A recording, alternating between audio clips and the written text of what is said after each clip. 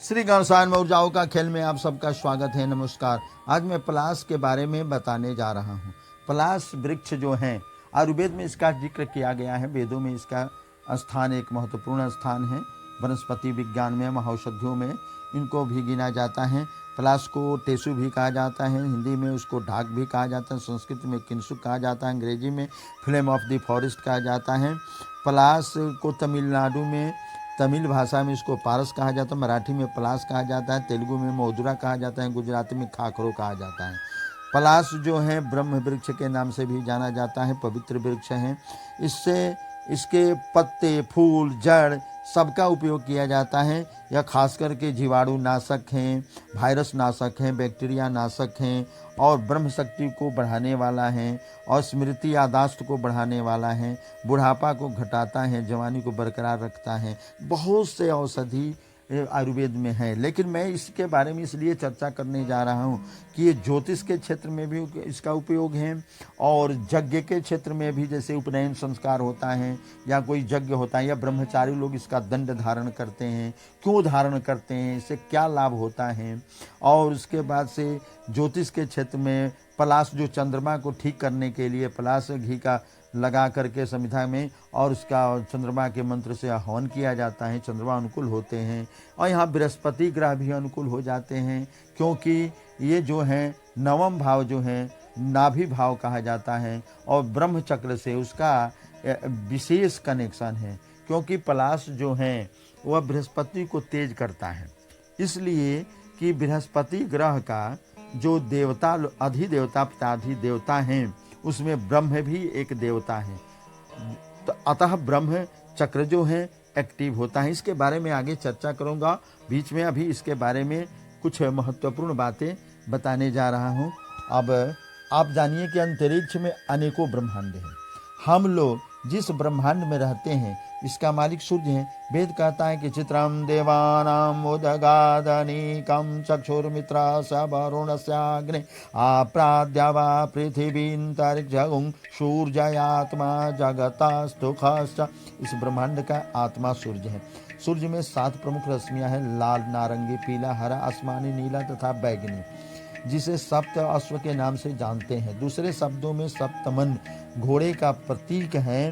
ब्रह्मांड में ये 7 मन या सप्त किरणों से अलग विशाल पिंडों का निर्माण हुआ है और उनमें भी 7 ग्रहों का निर्माण हुआ है, 7 पिंडों का, जहाँ शक्ति का केंद्र है। वो अपने अपने अलग अलग रंगों से, इन्हीं 7 रंगों से ब्रह्मांड में जड़ चेतन का अस्तित्व है। ब्रह्मा, विष्णु, महेश ये तीनों एक आत्मा सूर्य रूप में है। सृजन, पालन, परिवर्तन, ये संहारक गुणों से सूर्य परिपूर्ण है। जगत का एक भी जड़ चेतन ऐसा नहीं है जो अंश सिद्धांत का पालन न करता हो। हर परमाणु में इलेक्ट्रॉन, प्रोटॉन, न्यूट्रॉन विद्यमान है। इन तीनों का भी 3-3 खंड है, हमारे वेद में है, हमारे अध्यात्म के क्षेत्र में ऋषियों द्वारा, मनुष्यों द्वारा देखा गया। लेकिन विज्ञान अभी इसको खोज कर रहे हैं, आगे भी खोज करता रहेगा और तब वो मानता है विज्ञान का ऐसा गुण ही धर्म है।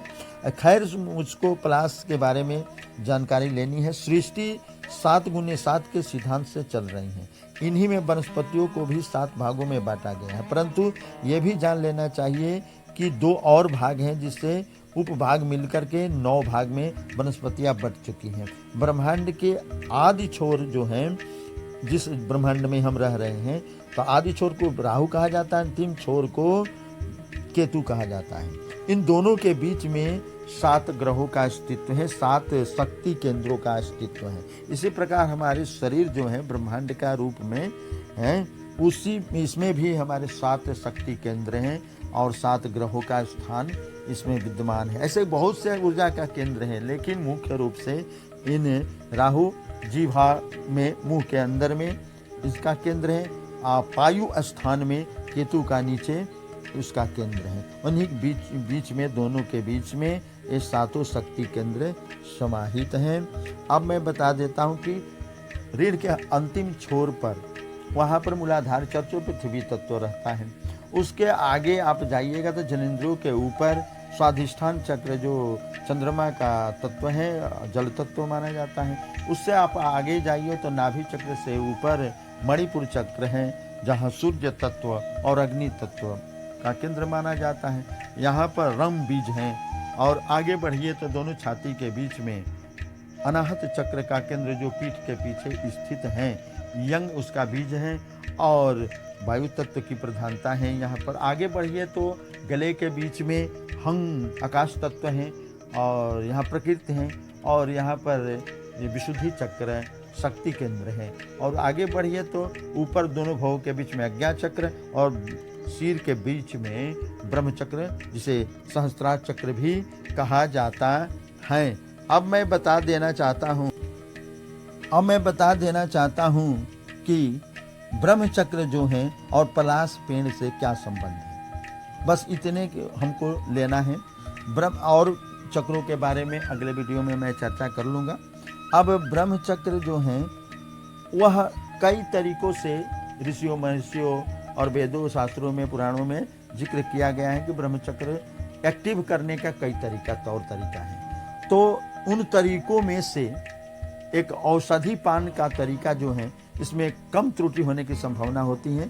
तो ऋषियों ने पलाश दंड धारण करने, पलाश के पत्तों का भोजन में यूज करने, पलाश के औषधियों का पान करने, महिलाओं का अगर रक्त प्रदर हो रहा है तो उसके जड़ के 10 से 20 ग्राम छिलके लेकर के 400 पानी में पका करके आधा पानी बच जाए तो उसको ठंडा करके खाली पेट पीने से 7 रोज या 11 रोज करने पर रक्त प्रदर से मुक्ति मिलती है। और अगर ब्रह्मचक्र को एक्टिव करना हो, जिससे यादाश्त बढ़ जाए, स्मृति बढ़ जाए, पढ़ने में ज्ञान की वृद्धि हो जाए, इसके लिए आधे पत्ते बच्चे और एक पत्ता जो है बड़े लोगों के लिए साल में कम से कम 2 आवृत्ति 21 रोज या 40 रोज या 16 दिन भी उसके रस को निकाल करके या उसके सूखे पत्ते का चूर्ण बना करके मलाई के साथ या कच्चा दूध के साथ या दूध के छाली के साथ मिला करके खाना चाहिए। अगर किसी को शुगर है तो वह मिश्री ना लगाए, अगर ना हो तो स्वाद के लिए मिश्री लगा करके इसको पान किया जाए। अब मैं बता देता हूँ कि ब्रह्मचक्र जो है इसको पान करने से एक्टिव हो जाता है। जब ब्रह्मचक्र एक्टिव हो जाता है तो भाग्योदय होता है और थॉट की वृद्धि होता है, शार्प ब्रेन हो जाता है, हाई थिंकिंग पर्सन बन जाता है और गुड प्लेनर बन जाता है वह व्यक्ति, एक्टिव हो जाता है। तो इतना ही नहीं, ब्रह्मचक्र के एक्टिव होने से गुरु भी एक्टिव हो जाते हैं, बृहस्पति देव, क्योंकि ब्रह्मा जो हैं गुरु का अधिदेवता, पिता अधिदेवता जो होते हैं उसमें ब्रह्मा भी एक देवता है जो उनका अधिदेवता माना जाता है। तो इसलिए वह भी एक्टिव हो जाते हैं। जब बृहस्पति एक्टिव हो जाते हैं तब 9वां भाव जो ज्योतिष में होता है जन्म कुंडली में, वह भाग्य भाव कहलाता है। वहाँ का गुरु कारक होता है तो वह एक्टिव हो जाता है। जब वह 9वां भाव एक्टिव हो जाता है तो नाभि चक्र एक्टिव हो जाता है। नाभि चक्र जब एक्टिव हो जाता है तो ब्रह्मांड से सकारात्मक ऊर्जाओं को ऑब्जर्व करता है, खींचता है और पूरे शरीर में सकारात्मक ऊर्जाओं को फैलाता है। इसमें कोई डिस्टर्बेंस नहीं होता है।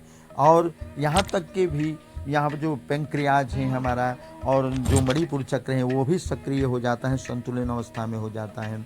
और माता का रक्षक केंद्र 9वां भाव माना जाता है, विल्स पावर बढ़ने का केंद्र माना जाता है। तो बृहस्पति को सबल होने पर ये सब लाभ होता है, लाभ ही लाभ होता है पलाश का उपयोग करने से। धन्यवाद।